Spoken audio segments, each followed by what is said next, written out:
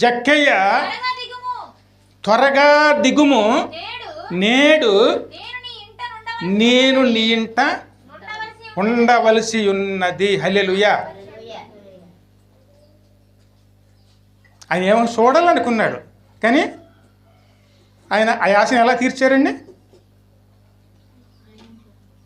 ఈరోజు నిజంగా దేవుడు ఎవరింట్లో ఉంటాడు?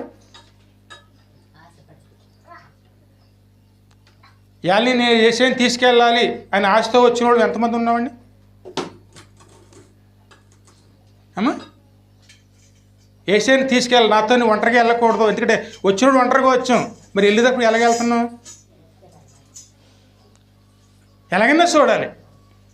పిలిపిల్లినాడండి, విన్న వెంటనే గబబా కింద దిగేసాడు. దిగేసి వెంటనే ఒక నిర్ణయం తీసేసుకున్నాడండి.